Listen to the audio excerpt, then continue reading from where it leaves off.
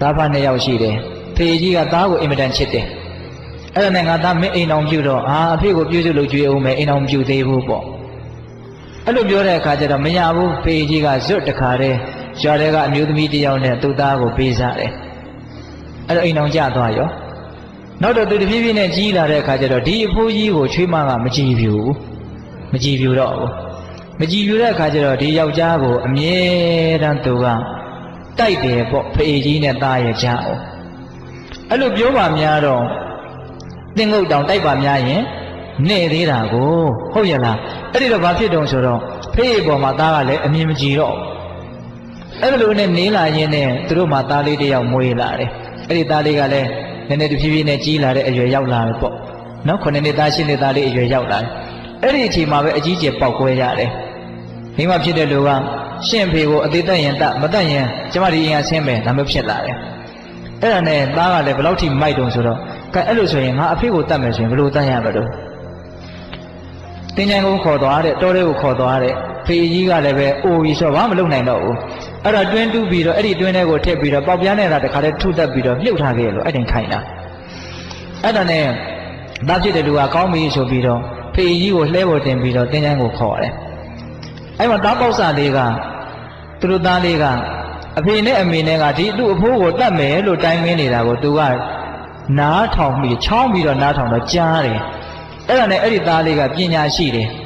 ဉာဏ်ရှိတယ်ဒီတိုင်းဆိုရင်တော့ငါအဖေဟာအဖေတတ်တဲ့ကံကြီးထိုက်ပြီးတော့အကြီးအကျယ်ဒုက္ခရောက်မှာပဲ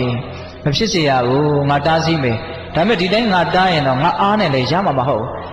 အကြောင်းဥပေတမီနဲ့ငါတားမယ်ဆိုပြီးတော့အဖေကျုပ်လည်းလိုက်မယ်ဘယ်လုံးမှတားလို့မရဘူးအဲ့ဒါလှဲပေါ်သူကလိုက်သွားတယ်အဲ့ကလေးက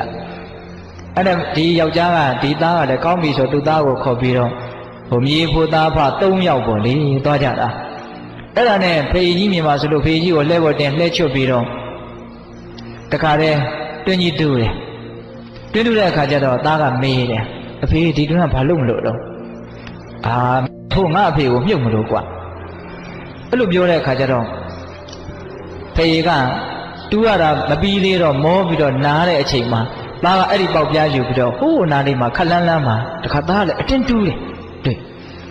တူးတဲ့အခါကျတော့ငါသားမင်းဘာလို့မလို့အဲ့တွင်တူးတာတော့ကျွန်တော်လည်းအဖေလမ်းစဉ်လိုက်ရမယ်အဖေကအဖေရဲ့အဖေကိုမြုပ်တယ်လို့ကျွန်တော်ကလည်းအဖေကိုမြုပ်ဖို့အတွက်ဒီတွင်ကိုတူးတာပြီးတဲ့စဉ်းစားတော့ဟုတ်ရဲ့လားဘာလဲသူ့အဖေမြုပ်ဖို့သူကတူးတယ်လို့သူ့သားကလည်းသူ့ကိုမြုပ်ဖို့တွင်တူးတာအဲ့ဒီချိန်မှာသူတော်တော်လန့်သွားခမင်းဘာတွေပြောတာတော့ပေါ့ဟုတ်တယ်လေခမင်းလည်းခမင်းအဖေကိုခမင်းမှုတ်ကျုပ်လည်းကျုပ်ဖေကိုကျုပ်မြုပ်အဲ့လိုပြောတော့မှသူတော်တော်ထိတ်လန့်သွားတယ်ငါဒါမလုပ်ကောင်းဘူးခမင်းအဲ့လိုပြောသလားပေါ့တကယ်တမ်းကကျုပ်ကဒါတွေကိုတကယ်လုပ်ချင်လို့မဟုတ်တကယ်စိတ်ကူးရှိတာမဟုတ်အဖေကိုစဉ်းစားမိအောင်လို့ပြောတာကိုယ့်ပေါ်မှာကျေးဇူးကြီးလာတဲ့အဖေကို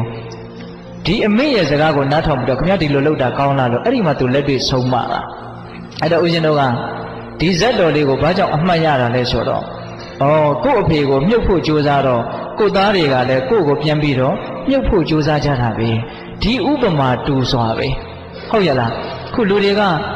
စုံရည်ဆိုပြီးတော့ပြန်ပြီးတော့ဆံဖို့ကိုမကြိုးစားဘူး